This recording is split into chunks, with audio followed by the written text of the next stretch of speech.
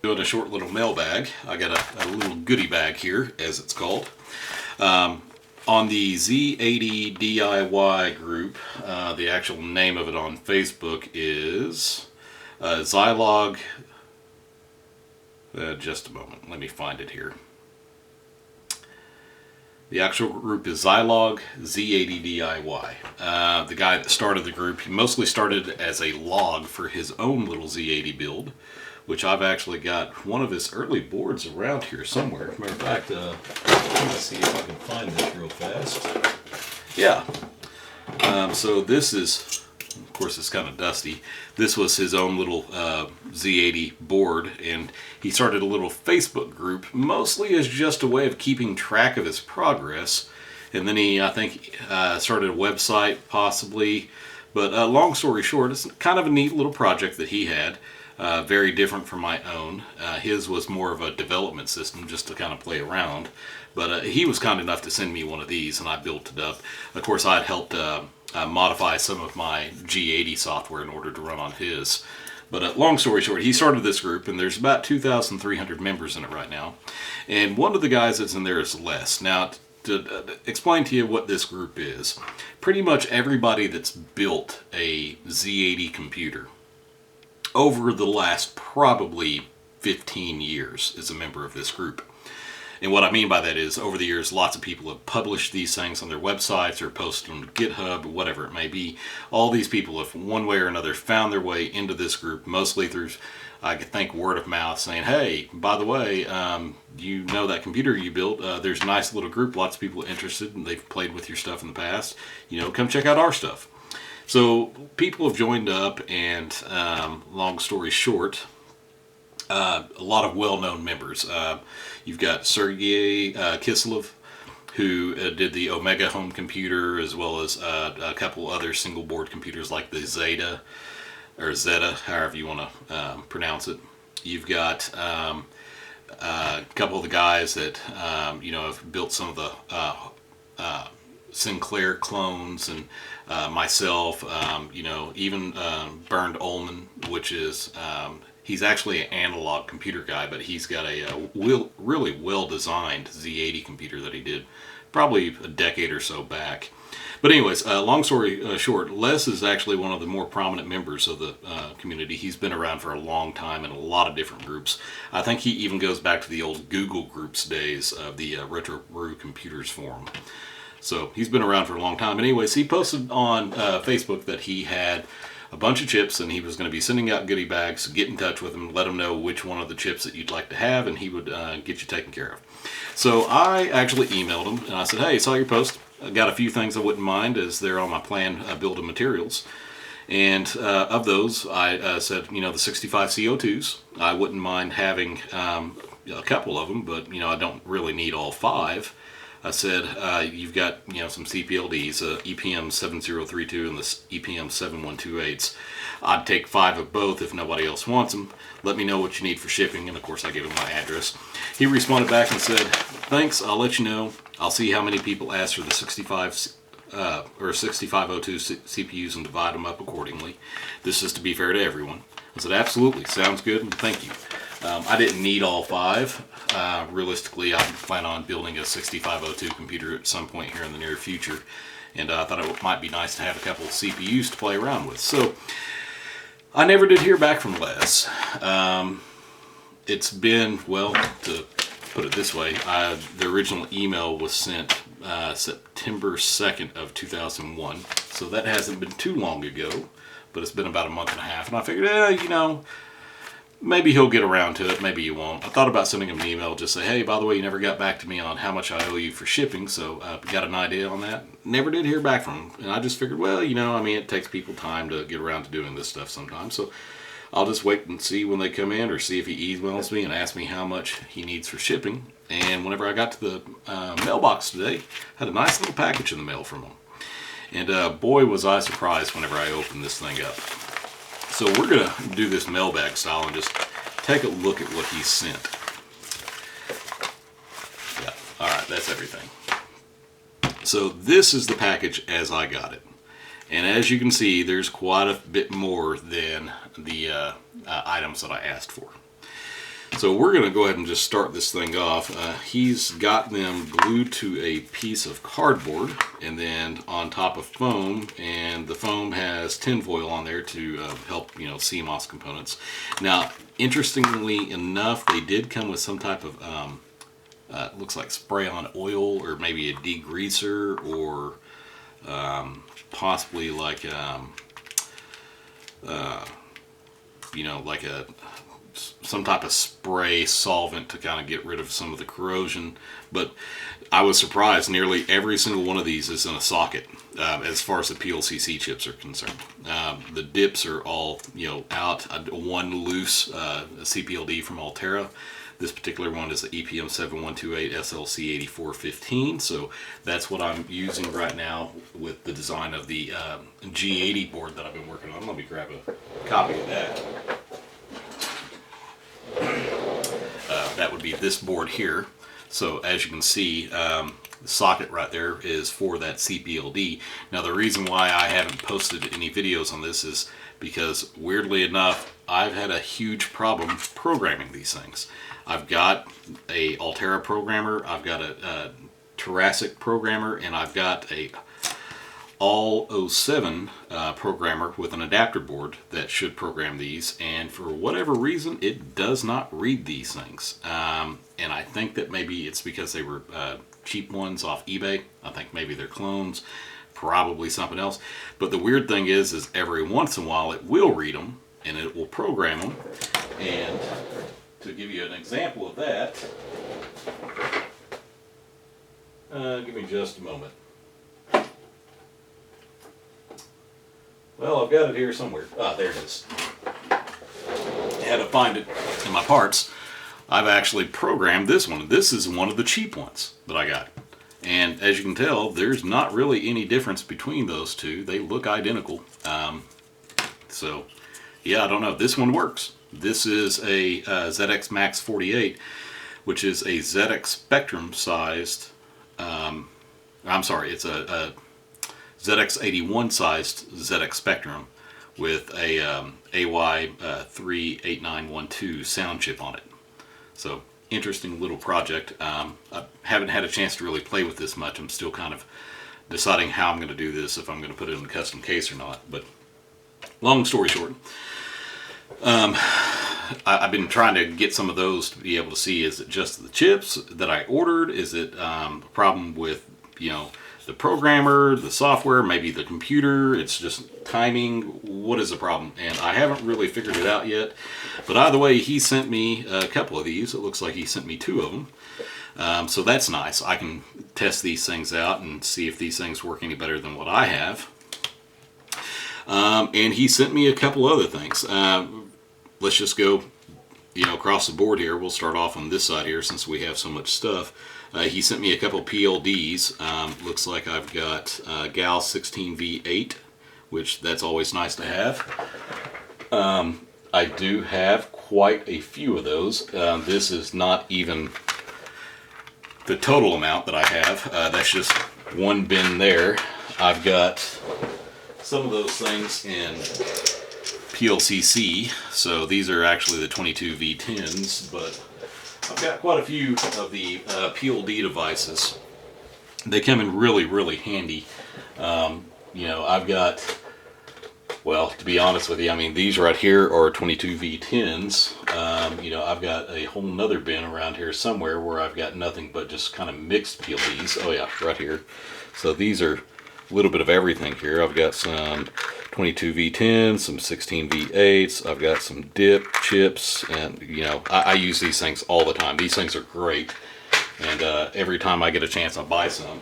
As a matter of fact, I've actually got a 2 boxes of the 22 V10s and 16 V8s in my storage room, and each one of those boxes has about 3,000 in them. So I've got quite a few of those things in PLCC. I'm eventually going to have to move to PLCC in order to use them up, because the dip chips are going to go away before too long. I think we're getting to the kind of the end of the line as far as those are concerned. They're starting to go up in price. But that said, I did get a few of those. He sent me, it looks like 3, maybe 4. Yeah, I think 3 UM61256 SRAMs. Now, that would be these chips here. Yeah, here we go. These are 32K by 8 SRAMs. And of course, if you know anything about my computers, I love those things because of how narrow they are. And this right here, it's also a UM61256K, although you can tell mine are probably off-brand. His look like they're legit. Mine looks like it's got a little bit lighter silk screen on it, so it may be a rebadge. It's hard to say, but either way it works. But he sent a couple of those. That's always nice to have. He also sent me a couple more SRAMs. These two are actually in, what are these? IS61C1024, and then this one is a UM615112K. So this one would be a 128 kilobyte by 8 SRAM, and this one would be, I believe, a 256. So those are always really handy, especially if you got a larger project there. Let's see, what else? This is going to be a Texas Instrument part, and I'm going to have to actually see what the part number on this is because it's fairly worn. It's kind of hard to tell. It looks like, oh, okay, this is a, what is it, a 76, SN76439. So this is the TI sound generator that was in the TI-99 computer. And I actually have a bunch of those somewhere, but I'm always willing to take more. Those things, they're nice little programmable sound generator. It's 3-channel, but I think it's only, well, it's a 3-voice single channel, I think, is how this is set up. But the problem with these is that it's kind of weird. They have a wait state. You have to have so many clock cycles in order to get these things to generate or to latch the data in. But yeah, no, that's neat. Yeah, I can definitely use that, if nothing else, just to replace something else. Here we got a couple more PLDs. It looks like 2 more 16 V8s. So he sent a total of 3. Now these 2 look pretty worn. This one looks like it's in pretty good shape. These other 2 are, it's hard to tell if they're of questionable manufacture or if they're just kind of worn out. They kind of look legit, but especially whenever you start looking at these notches, it's kind of hard to tell. But the one on top that looks fairly new, it's got a larger notch. These have a very tiny notch. So, and not to mention the silk screening on these is pretty light. But hey, as long as they program up and work, who cares? Last little dip chip that I got here is a DS1307, which I believe that's a real-time clock. If I'm not mistaken, the 1307 is I²C, or yeah, I think it's I²C. But that's a little real-time clock there. I actually have a board that I needed one of these for, so that'll come in handy. I think it's, let me take a look.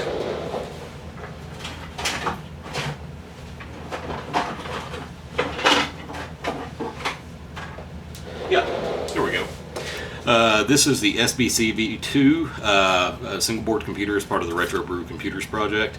And I believe that this right here, U25, is a 1307, is what that needs in order to operate. So that's actually kind of handy. I will be using that. I'll actually plug that in very soon. Now, since we're done with all the dip chips, let's take a look at what we got here. So first up, we've got a 68008, which is, this is the 8-bit 68000 Motorola CPU, and looks like we got a little bit of a bent pin on that socket, but that's fine. Beggars can't be choosers, and this guy was super kind and sent me a whole lot more stuff than what I needed. But I've actually thought about using one of these quite a few times. I thought about maybe doing a 68 series CPU, and I've actually got a couple of extra 6809 both CMOS and the NMOS, I think they are, but I don't have a 68,000, and that would actually be kind of fun to build a little small computer around. I wouldn't mind that at all. So thank you very much for sending that over, Les. That's actually a really cool chip, and I thought about buying a couple of these for a while. Now this one does look like it is very real. The silk screening on it is pretty light, but I'm not seeing any imperfections. It looks like the actual top of the chip has not been sanded, so that's a legit thing there. And of course I'm not going to pull it out of the socket. I'm going to leave it in there for now, but that's actually really cool. Next up, we got a 68C09. This is actually the Hitachi version, the 63C09 ECP, which this is the one that is actually kind of a drop-in upgrade for the 6809C. Now, there are some differences between the 6809 and the 68C09, I think. I can't remember exactly what they are, but I think it has some differences in the pins and what their functions are, but much like the 6502 versus the 65C02, there's a little bit difference there. And then you got the WD65 series, which is even more different. But long story short, this is a very, very good CPU. Arguably, lots of guys think that this was probably the best 8-bit processor that was ever made, if you don't include the Motorola in that. Obviously, the Motorola 68000 in the 8-bit data bus form, it's technically a 32-bit processor. So if you exclude this processor here is supposed to be the best 8-bit processor ever made, which that's, saying something. Next up, we got a couple of Z80 CPUs. Both of these look to be 10 megahertz examples, and of course they're in the PLCC 44 format. So those are always nice. We know Z80s like the back of our hand around here. And then it looks like he sent me all 5 of the 65 CO2s. So all 5 he sent me. And these look like they're all the same brand, which I'm not sure which one CMD is. But yeah, these are all the same brand. It just looks like they're from different dates, I would say. This one's a G65 SC02 PE-1, another -1. A -4, another -4, and another -1. So that's interesting. I'm assuming these may speak for the speed. I'm not certain, but that's really cool. Like I said, that'll give me an opportunity to play around with the 6502 and some of my home builds. I got another Altera here. We'll just get this one out of the way. We have, you can't even see this, and of course you can see some of that, whatever that stuff is he sprayed them with, but this is actually a 80186, and it's the specific model is the EE80C186XL20. So I'm not sure if that's a 20 megahertz example. Date code on it is 1982, and it does have the Intel I on it, so it is an Intel part. So that's kind of cool. I haven't really built a 8086 or 80186 computer. So, of course, ooh, that pin socket's pretty gnarly. I think that one might have gotten beaten around a little bit in shipping. But, like I said, this one is actually really neat. Now, this is a Nouveton chip, and its part code is W78E054DPG. I actually had to look this one up, and it is listed as a 8051 based CMOS controller with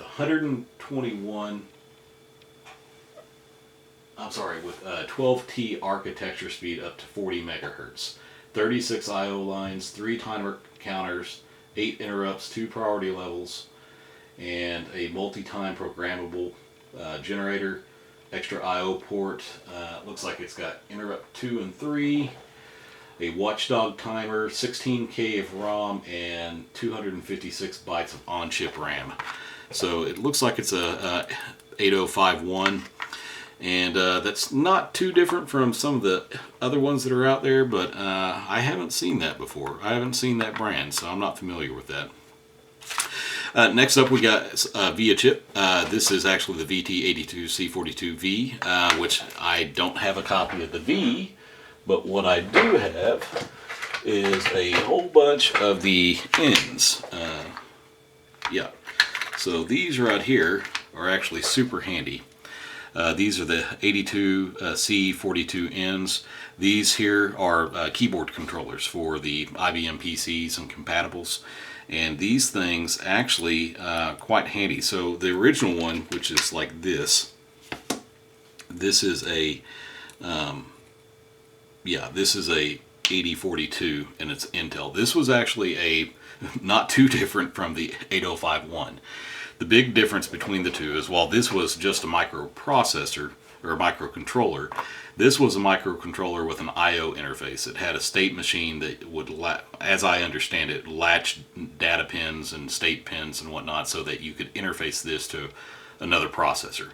And it was designed as a way of essentially doing like a lot of guys do with AVRs today, but not have some type of way of holding the computer until, you know, this is ready. You could just simply read and write from it. So very interesting concept there, and I wish that they had more of them today. I'd like to get my hands on some and figure out how to program some, but typically you find these things in computers, like the 286s, 386s, things like that. Well, VIA actually came up with the VT82C42, which is pin compatible. The difference with them is that these things are actually hardware. It's not a microcontroller. It's actual hardware. The way they worked it out is they've made the functionality in an actual piece of hardware and then made it pin compatible and threw it on the market. And they work great. I've never had a computer that didn't like one, although there may be some out there. But yeah, that's really nice. Let's go ahead and take that and stick it right in there. That way I can put it back up there. But yeah, I'm going to most definitely probably have a use for that at some point in the future. Because I've got the dips, but I don't have the PLCC for that. Next up, interesting choice to send. I'm always kind of questioning whenever I see these things, but this is actually a it's a W27C512P, which is a 64 kilobyte by 8-bit EEPROM. But it's the one-time programmable, so you cannot reprogram this. You get one go at it, and I'm curious, does this have anything on it or is it blank? I don't know. May have to tear into it and find out, but I don't have any application where I need one in a PLCC, but yeah, I mean, you never know. I've got a lot of those things. I'll take a look here.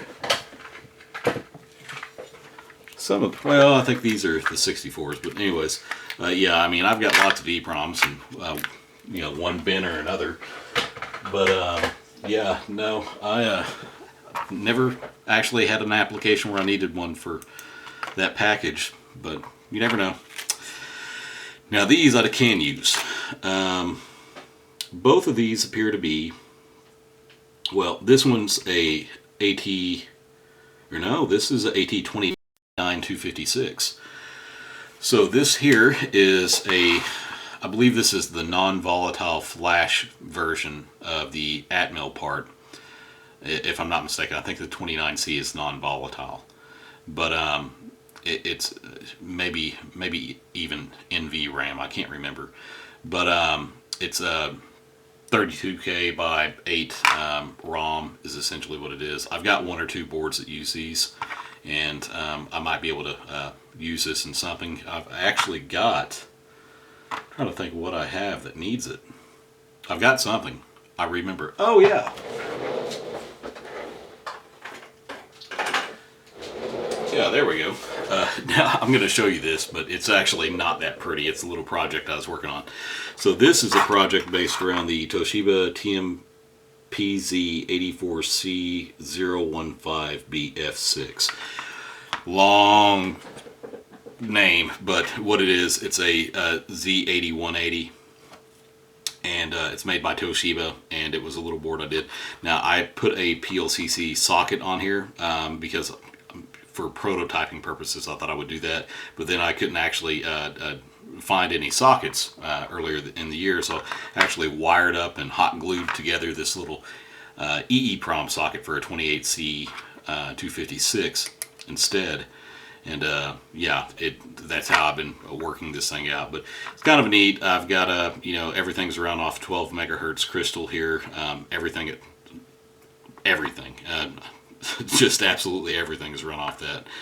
So it divides it down and it does a pretty good job, but it's got a setup here for hooking up a micro SD card as well as a LiPo battery charging circuit. I haven't really gotten to that at this point, but I thought it would be nice to include that on there. It's also got a voltage regulator and a couple other things, so nice little on-off switch right here. Here it's got an interface for the keyboard, and then this here is actually power, ground, and serial connections, because I thought about using one of these, which is a little TTL serial based graphics controller, but yeah, the problem with this is it doesn't scroll. You have to manually put the information back in, clear the screen, write all the information, do it all in software, and there's a lot of overhead to that, so I kind of abandoned that idea, and I don't know what I'm going to end up doing with this. I may end up redesigning it and make it a slightly different application, but the whole idea behind this was that it was going to be able to fit into an Altoids tin, and I just never got around to really messing with it so much. So there's that. But like I said, I might be able to use that 28C256 or 29C256 for that. I'm not sure if it's pin compatible with the 28C256. I'll have to take a look. And this one, it's pretty much the same type of chip. It's I'm not sure what brand it is, but it's a X28HC64. So it's kind of the same thing, but it's a 8K by 8 bit EEPROM, or EEPROM, electrically erasable programmable read-only memory.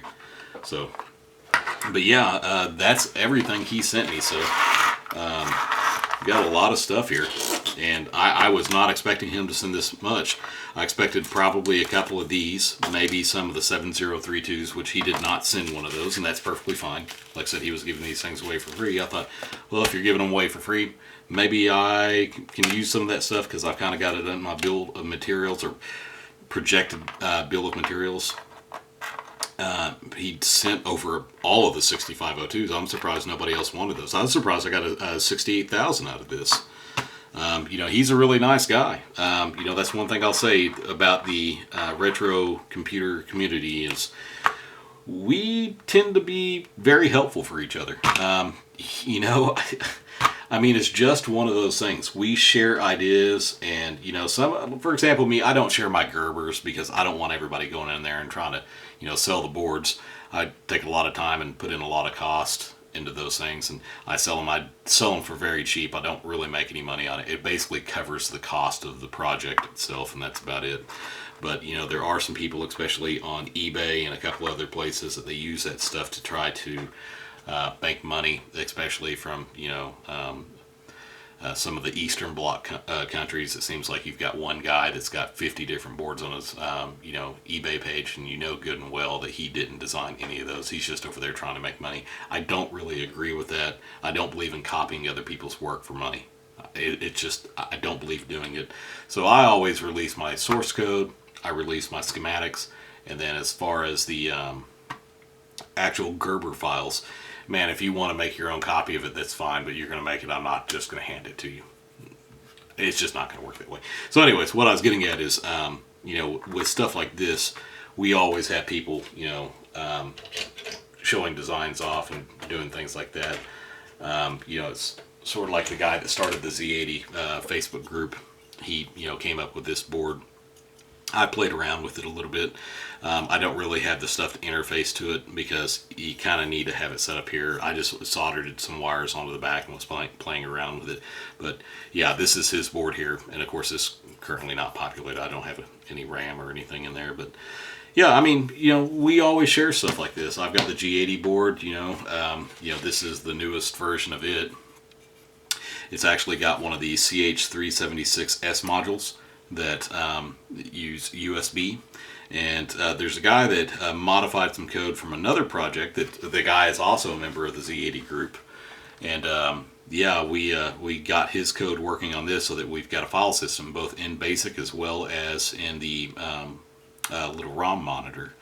But I've been working on another upgrade for it to be able to interface my own code, because I don't really like using other people's code if possible, with the exception of that is some hex loader code designed by Bernd Ullman, which was actually pulled from, I think,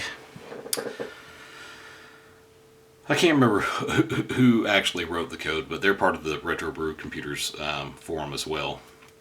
But I use some of that code. But yeah, no, this is the newest version, and I collaborated with another guy to come up with this design. He wrote the code, I designed the board, and I'm currently writing some new code. Currently, I've got it to the point that you can load information off SD card or USB card. Now, this doesn't have an SD card, but if this did have an SD card, you'd be able to load off of it. You can't currently save, and currently you can only load it up into the monitor, so it's mostly for testing purposes at the moment. But this is the current board, and it's pretty compact. So pretty compact. Got one little resistor that I've bodged in there. The purpose of that was just to kind of help raise the speed of how quick the reset triggers. It doesn't really need that. I just added it in there just to make sure it's got a good quick switch.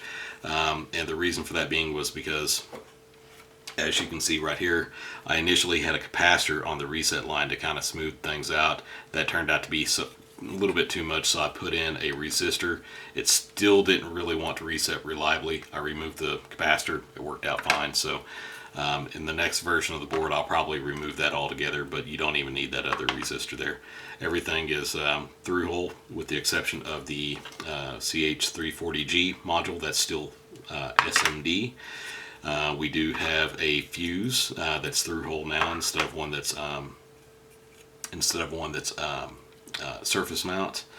Yeah, there's no other surface mounts parts on this, so it's all through hole now. So I've been meaning to go back and redesign this for a while, but I just never had gotten around to it.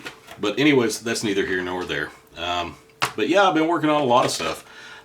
Worked on a clone of a floppy controller for the MSX computers. Yeah, these worked out great.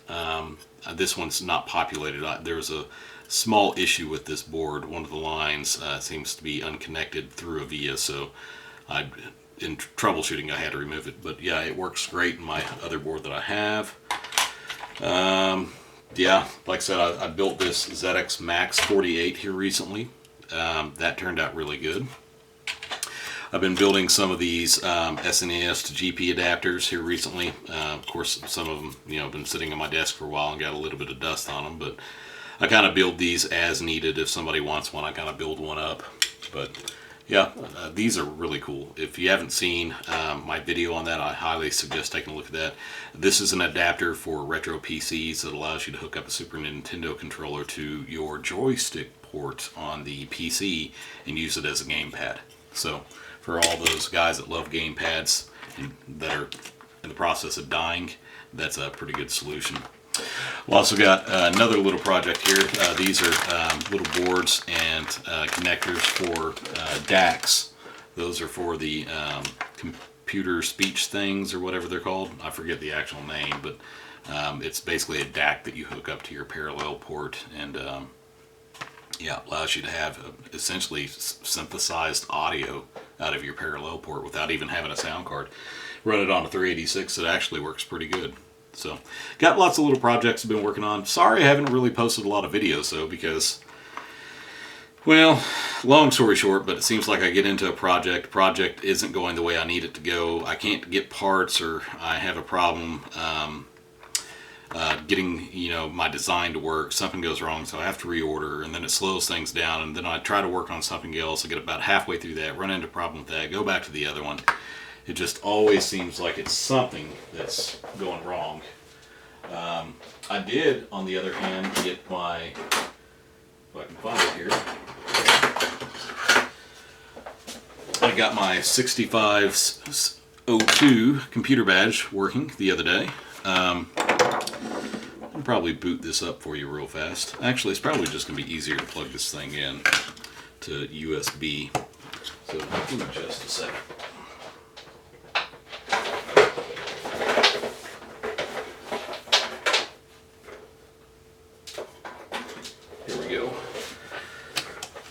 So, I'm not sure how well you can see that. Maybe if I kill this light. Yeah, there you go.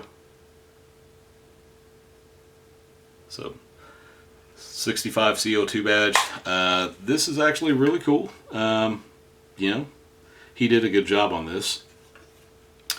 But got that working the other day. I was having a problem whenever I first built it. I couldn't get it to run, and long story short, it turned out to be that this thing needed a 65C02 rather than a 6502, which I had a 6502 in there. The speed rating was correct, but just the wrong version of the chip. So it didn't really run. I got that fixed. Now I need to get some of the LED material to go over the top, the filter material. I don't really have any.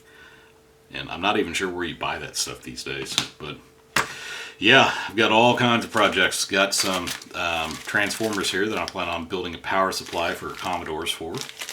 So these are dual 9-volt AC transformers. So it's almost as simple as just hooking this up to mains and just having the wires run out to the connectors. But yeah, I need to build those up. I'm going to have to design a small little PCB to build or put those in, because these are through-hole parts, believe it or not. And I forget how much they're rated for, but it's quite a bit. 3 VA. Yeah, 3 VA at 9 volt. So that should be more than enough for a Commodore 64 or a VIC-20. I think that's about it, guys. I know this was kind of supposed to be a mailbag. I kind of started talking about all the other little projects that I've been working on, and yeah, we just kind of went down the line, didn't we? But hey, you know, that's fun. You know, some people just like talking electronics, and I like talking electronics. You know, another thing that I'm working on right now is I've got a couple motherboards that I need to repair. This is one that I was working on before, and for some reason I can't get this bad boy to work. It doesn't seem to be any corrosion on the board itself. I had to replace a couple small pieces, but everything looked good as far as connections go, except for this one pin right here. I had to kind of rework the legs, and I had to modify this one pin, that way I could get a signal. It checks out, it goes where it needs to go, but it's still dead in the water, and I cannot figure out why. So I'm going to have to do something about repairing this board, because it is actually a pretty nice little 386. It's 386DX40, so I wouldn't mind getting this working and seeing what we can get done, but for whatever reason it doesn't work. It's not the keyboard controller. Keyboard controller works. I just can't figure it out. And then I've got this board here, which is a 486, and it did need some repairs. I've made those repairs, and yet it still doesn't work. So I'm thinking that there's an issue with one of the buffer chips here, but I need to do some more work to see what I can figure out. I've got another 486 over here that doesn't work, and yeah, I'm going to have to figure that one out. I've got a AT clone board that I need to get working, and then I've also got a Pentium 1 board, which is actually really cool. It's a Pentium 1 with USB support and a AT form factor. Haven't seen one of those before, but whatever, man. Hey, I guess Windows 95 with some patches, right? But that's going to be pretty cool. Who knows, I may even throw in like a media card reader on it or something. But I think that's about it for today, guys. I think I went over just about everything that I've got on my bench at the moment, with the exception of the G8099, which I've kind of stagnated on development for, just simply because I haven't had time to mess with it.